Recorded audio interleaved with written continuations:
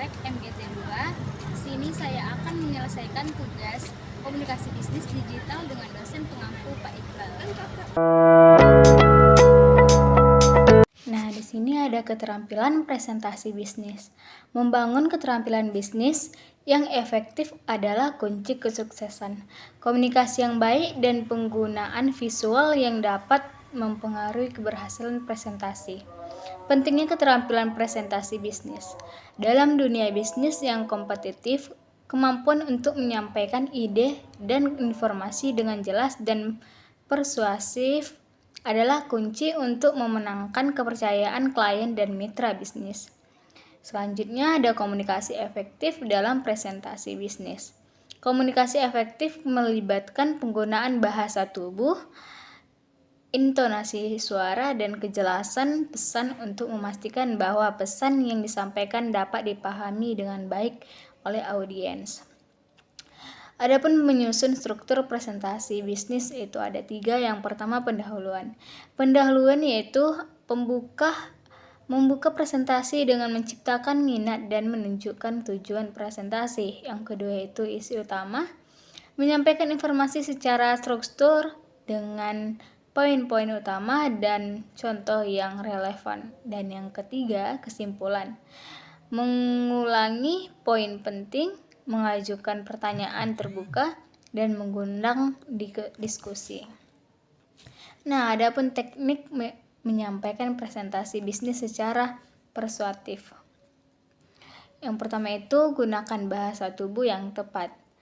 Itu bisa gerakan tangan, ekspresi wajah, dan kontak mata yang kuat dapat meningkatkan daya persuasif dengan menyampaikan presentasi.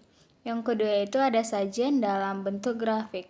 Grafik dan tabel yang jelas dan mudah dibaca membantu audiens untuk memahami informasi dengan lebih baik. Dan yang ketiga itu sertakan testimoni pelanggan, yaitu menggunakan kutipan dan cerita sukses pelanggan dapat meyakinkan audiens mengenai manfaat produk atau layanan Anda.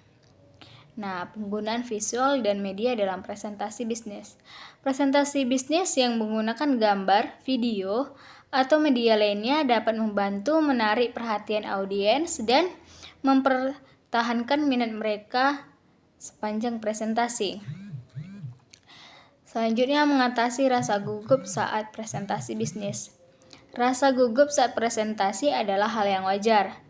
Menyiapkan diri dengan baik, latihan yang cukup, dan berfokus pada pesan yang ingin disampaikan dapat membantu mengurangi rasa gugupnya. Dan yang terakhir itu menyampaikan presentasi bisnis dengan percaya diri dan profesional. Percaya diri adalah kunci kesuksesan dalam presentasi bisnis. Memiliki pengetahuan yang mendalam tentang topik, bersikap profesional, dan merasa yakin dengan presentasi adalah aktor penting dalam membuat presentasi yang efektif. Komunikasi interpersonal dan kelompok. Komunikasi adalah istilah yang begitu besar, populer di saat ini. Media massa, buku, kelompok diskusi atau pelatihan, seminar, dan sebagainya membahas mengenai komunikasi. Manusia modern diberondong oleh pesan-pesan komunikasi dari berbagai jurusan, baik secara terang-terangan ataupun secara halus, baik secara verbal ataupun non-verbal. Komunikasi interpersonal adalah proses pertukaran informasi, ide, pendapat, dan perasaan yang terjadi antara dua orang atau lebih.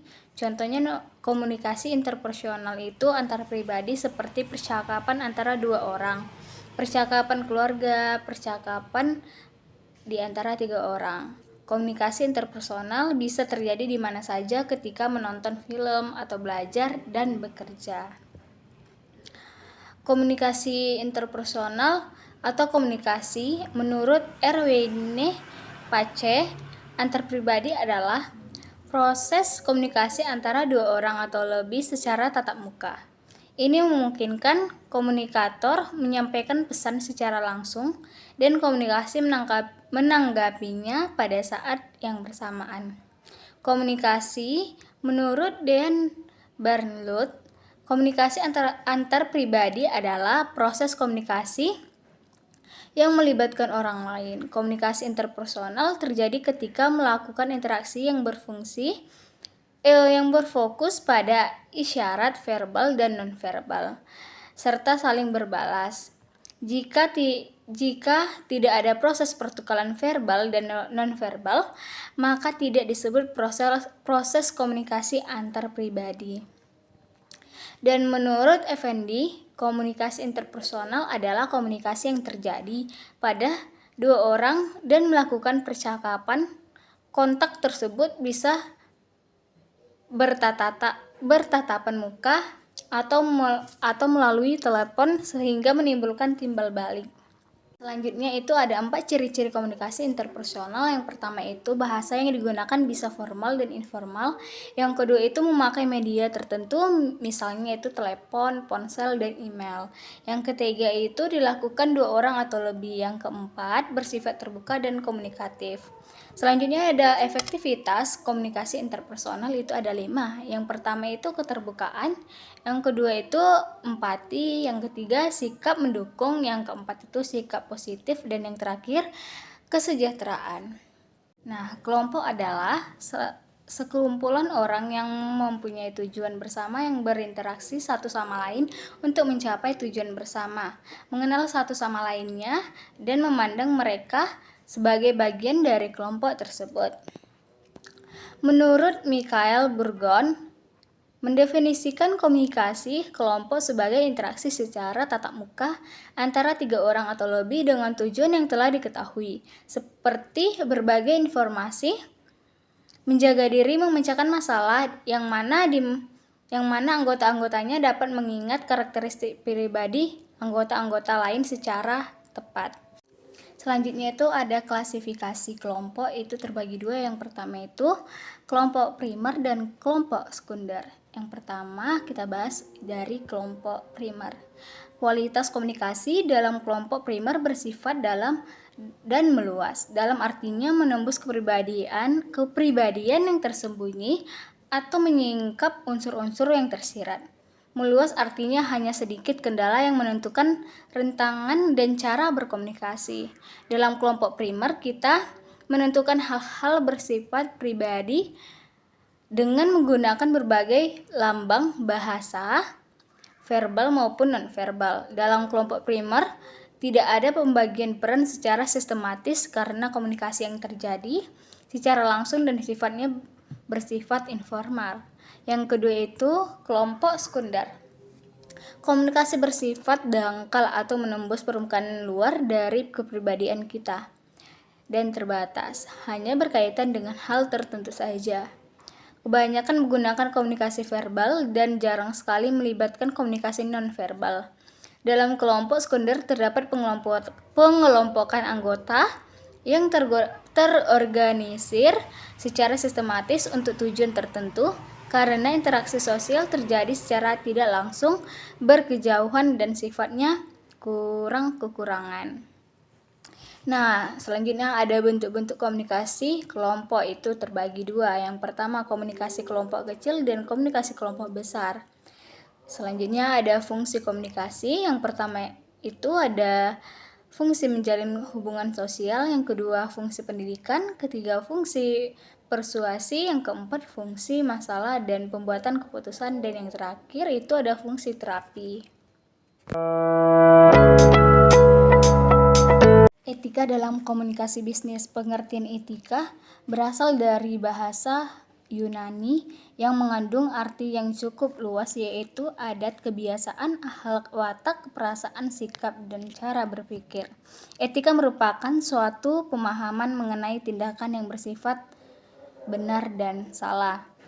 Etika memberikan panduan apakah suatu perilaku tertentu dapat digolongkan perilaku bermoral atau tidak bermoral. Peran etika. Etika memberikan dorongan dan mengajak suatu individu guna bersikap kritis dan bersifat rasional dalam rangka mengambil keputusan berdasarkan kepada pendapatannya sendiri dan bisa untuk dipertanggungjawabkan secara baik. Etika mampu memberikan pengarahan kepada masyarakat guna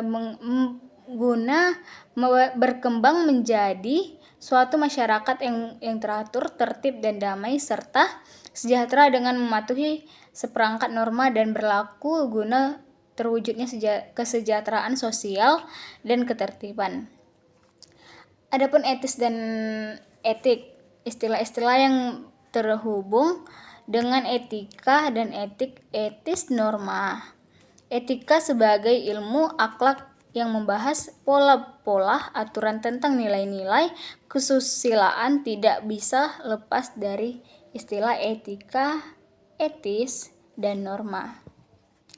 Tindakan untuk melakukan etika disebut sebagai tindakan etik, dan sifat tentang pelaksanaan etik tersebut sering diberi istilah dengan menyebutnya bahwa tindakan etik ini bersifat etis. Nah, adapun faktor-faktor yang mempengaruhi perilaku itu ada 3. Yang pertama itu tabiat atau pembawaan dari diri sendiri. Yang kedua itu akal pikiran atau rasio, dan yang ketiga itu hati nurani. Selanjutnya ada faktor-faktor yang mempengaruhi pembentukan etika ditentukan oleh faktor internal dan faktor eksternal. Yang pertama itu faktor internal, yaitu keadaan dari manusia itu sendiri yang meliputi kognitif, pemahaman, ajaran agama, kecerdasan, latar belakang efektif atau motivasi, minat, sikap, konsep diri, dan kemandirian. Yang kedua itu ada faktor eksternal, keadaan yang berasal dari luar diri manusia, yang meliputi pendidikan di lingkungan keluarga, pendidikan sekolah, dan pendidikan masyarakat.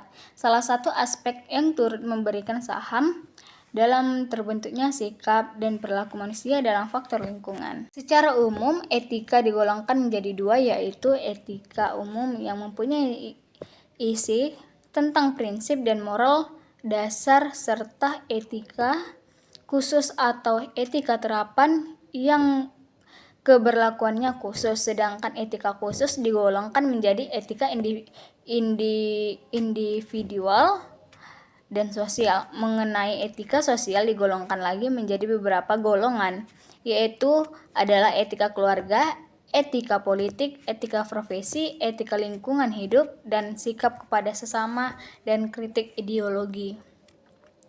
Ada 4 hierarki etika. Yang pertama itu etika sosial, etika organisasi, etika profesi, dan moralistis pribadi. Adapun di dalam perusahaan itu biodata dalam perusahaan. Yang pertama itu etika bisnis dalam etika bekerja. Yang kedua itu prinsip dalam perusahaan, dan ketiga itu filosofi perusahaan. Teknologi digital dalam komunikasi. Dalam praktek komunikasi bisnis diperlukan sarana dan dapat menunjang proses komunikasi itu. Teknologi informasi dan komunikasi yang semakin hari semakin berkembang dapat dimanfaatkan dalam praktek komunikasi bisnis. Internet adalah jaringan komputer yang tersusun oleh ribuan bahkan jutaan komputer. Teknologi digital adalah suatu alat yang tidak lagi menggunakan tenaga manusia secara manual, tetapi lebih pada sistem pengoperasian otomatis dengan sistem komputerisasi atau format yang dapat dibaca oleh komputer. Nah, ada beberapa situs jejaring sosial itu. Yang pertama itu ada Facebook, kedua Twitter, yang ketiga Blogger, dan yang keempat itu MySpace. Pelaksanaan teknologi informasi dalam komunikasi bisnis itu ada 9.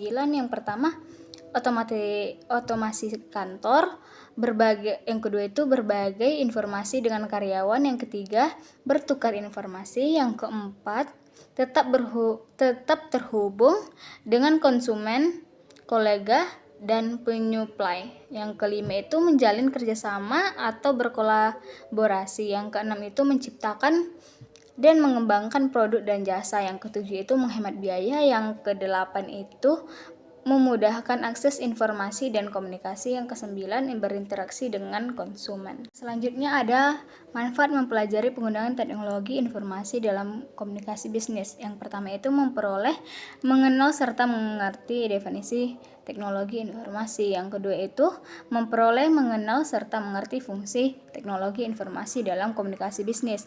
Yang ketiga itu memperoleh, mengenal serta mengerti alasan penggunaan teknologi informasi dan komunikasi bisnis. Dan yang keempat itu memperoleh, mengenal serta mengerti penggunaan teknologi informasi dalam komunikasi bisnis. Nah, adapun kekurangan dan kelebihan teknologi digital. Nah, dari kelebihannya itu ada 3. Yang pertama, data yang terkirim dari satu tempat ke tempat yang lain tidak terpengaruh cuaca buruk dan noise karena data yang tertransmisikan dalam bentuk sinyal digital. Yang kedua itu berbagai sistem tipe komunikasi tersedia dan dapat terpakai. Yang ketiga itu biaya perawatan lebih rendah karena lebih praktis dan stabil. Nah, untuk kekurangan teknologi digital ini ada 3. Yang pertama, kesalahan yang mungkin terjadi pada saat mengubah sinyal analog ke digital. Yang kedua itu kemungkinan tercurinya data digital yang penting seperti nomor rekening, data pekerjaan, dan lain-lain oleh hackers ataupun virus. Dan yang ketiga itu membuat ketergantungan yang berkelebihan pada penggunaan yang dapat menghambat kemampuan empati dan sosial secara nyata.